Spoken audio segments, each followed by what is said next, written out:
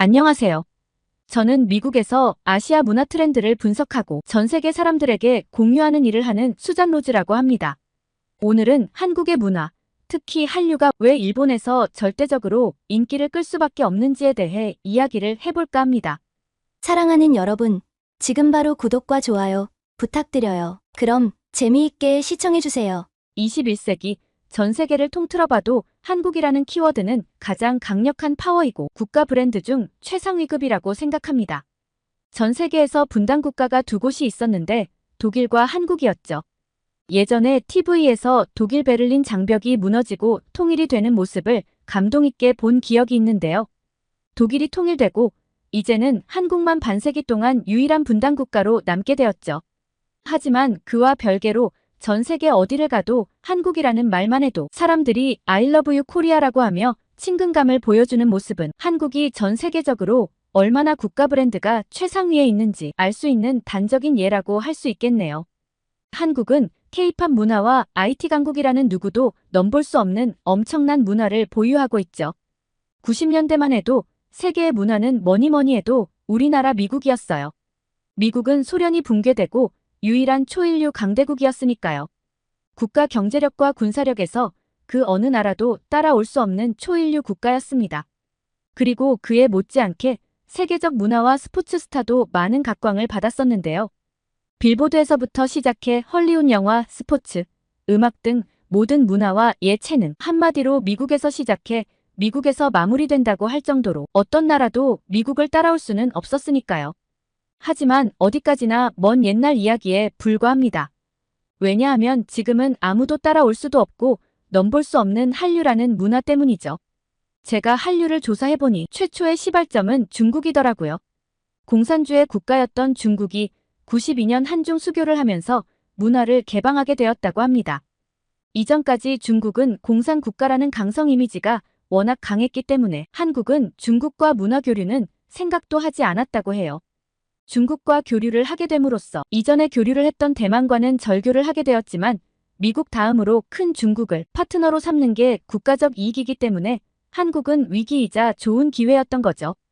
국가적으로 수출과 같은 국익과 민감한 부분보다는 아무래도 사람들에게 접근성이 좋은 문화 교류가 가장 쉽고 다가가기 편한 게 사실이거든요. 그 덕분에 한국의 가수들과 영화인들이 중국으로 진출해 현재 알려져 있는 K-문화의 시조세가 탄생되었던 것이라고 합니다. 한류라는 말은 한국의 대중문화가 해외로 전파되고 유행해서 인기리에 소비되고 있는 사회적인 현상을 말한다고 해요. 처음에는 몇몇 가수와 영화배우만이 중국에서 인기가 있었지만 시간이 지나 아시아는 물론이고 유럽, 아메리카, 남미 심지어 후진국들만 모여있다는 아프리카 대륙에서도 선풍적인 인기로 지구 전체가 뜨겁다 못해 땅이 녹을 지경이거든요.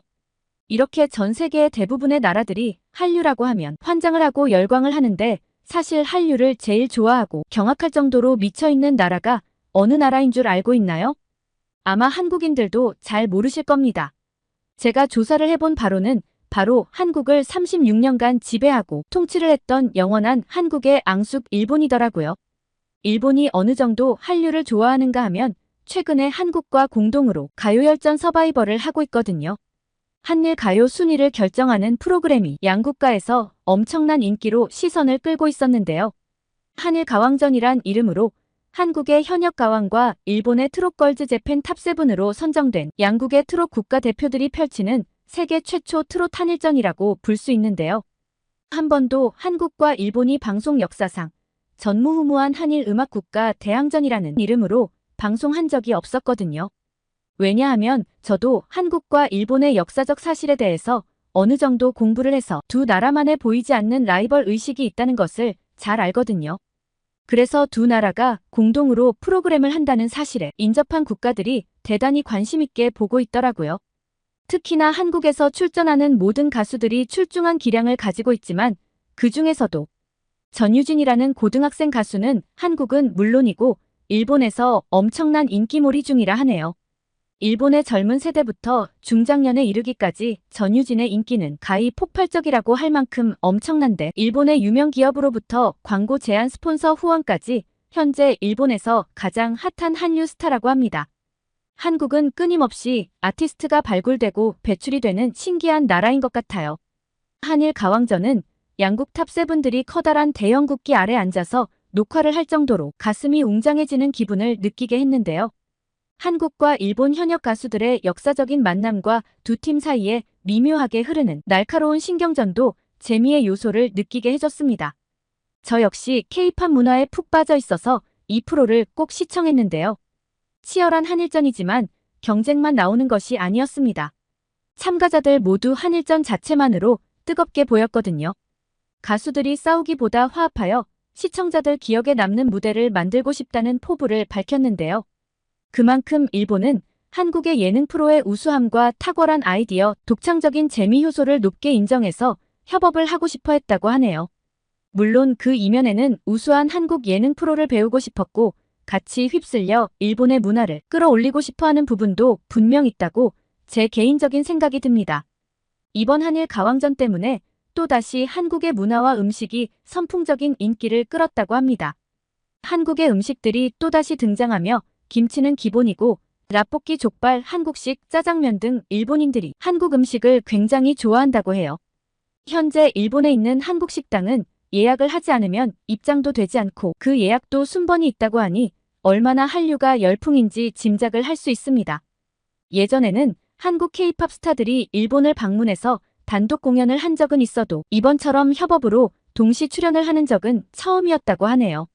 이렇듯 한류는 현재 일본에서 선풍적으로 예전보다 훨씬 더 열광을 하지만 한때 일시적인 현상이라 폄하를 하는 시절도 있었다 합니다.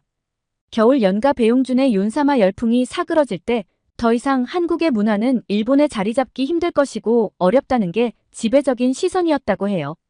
뿐만 아니라 다른 나라에서도 한류는 거품이 많기 때문에 길어야 4, 5년 정도면 꺼진다며 비관적으로 보는 시선이 많았는데요. 제 개인적인 생각으로 각 나라마다 자국의 문화가 한국 문화에 흡수되는 것을 우려해 일부러 비관적인 내용과 부정적인 기사를 올렸을 거라는 생각이 들었어요. 하지만 한국의 저력은 시간이 지남에 따라 더욱더 강력하게 올라왔고 생각지도 못한 가수가 세계 빌보드 차트를 석권하는 이변도 보였는데요. 싸이의 강남 스타일을 필두로 해서 말춤은 세계적으로 선풍적인 인기를 끌어버렸죠. 저도 한때 강남 스타일과 말춤을 재미있게 봤는데 가장 기억이 남았던 부분이 떠오릅니다.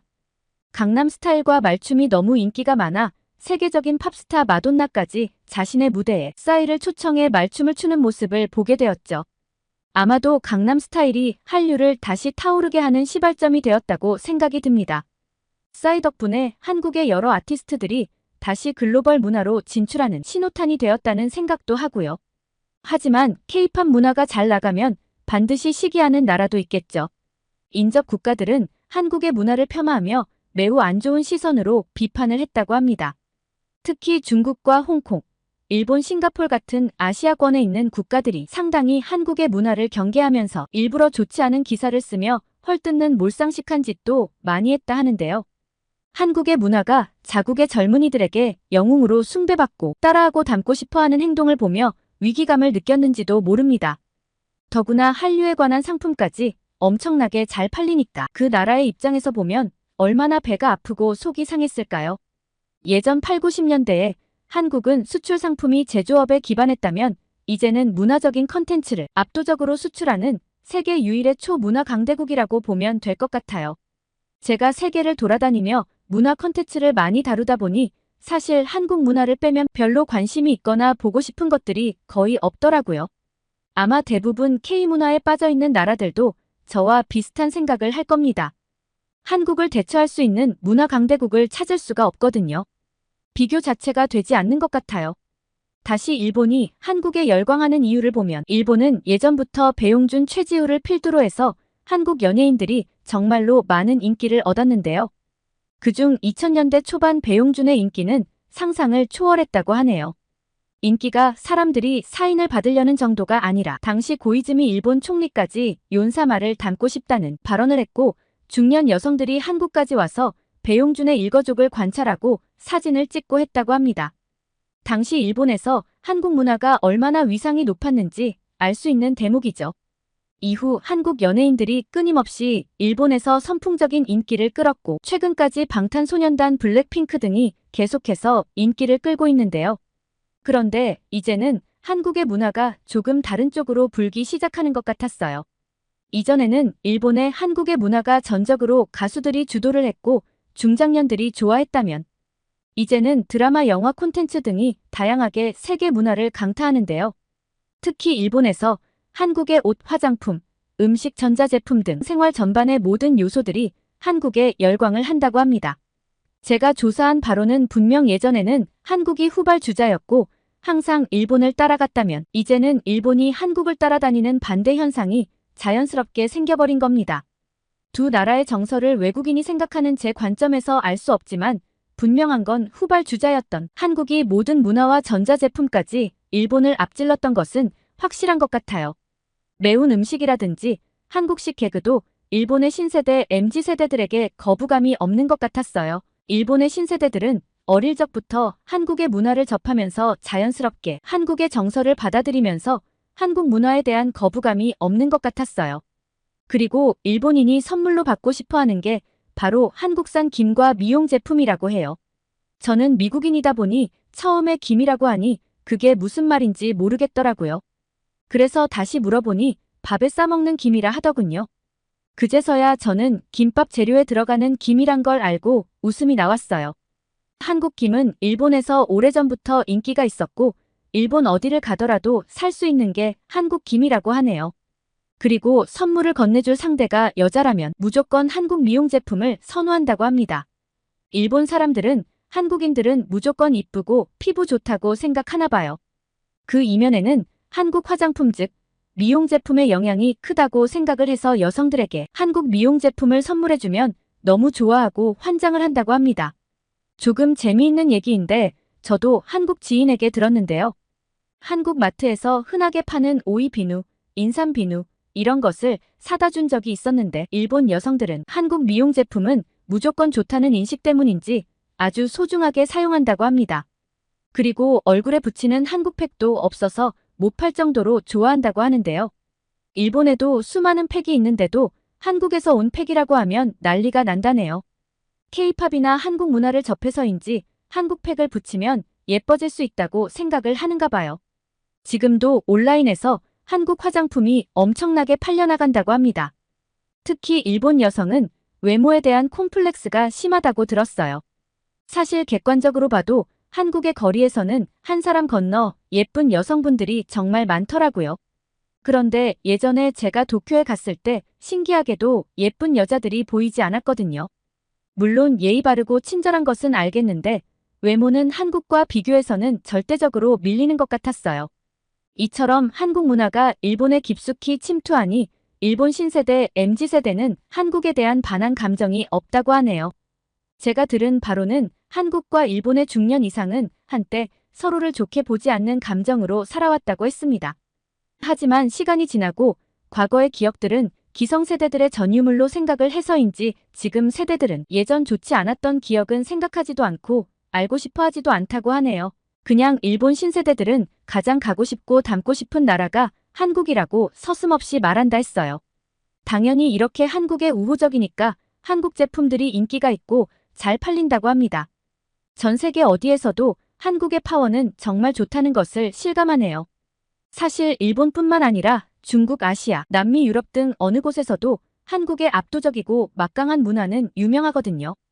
우리나라 미국에서도 이제 락밴드나 팝 가수들은 별로 인기가 없고 잘 듣지 않는 게 사실이에요. 듣는 음악의 90% 이상이 한국 K-팝을 듣고 더 놀라웠던 건 한국 말을 하지 못하는데도 가사를 전부 다 외워서 한국 노래를 자연스럽게 부른다는 겁니다. 그만큼 창조적이고 획기적인 한국산 콘텐츠가 세계를 움켜쥐고 있는 것 같아요. 어쩌면 총이나 무기로 사람을 쉽게 제압하고 죽일 수 있을지 몰라도 문화가 인간을 지배하게 되면 그것만큼 무섭고 두려운 일은 없는 것 같아요. 정말 한국은 신비하고 대단한 저력이 있는 나라가 틀림없는 것 같습니다. 아시아의 조그만 나라, 분단되어 있는 한국, 미국의 한 개주보다 작은 나라의 이런 힘은 도대체 어디서 나오는 걸까요? 끝이 보이지 않을 정도로 한국은 끊임없이 창조하는 것 같습니다. 저 역시 한국을 취재하며 한국을 더욱더 좋아하고 사랑하게 된 것 같아요. 재미있게 보셨다면 구독, 좋아요 잊지 말아주세요. 시청해주셔서 감사합니다.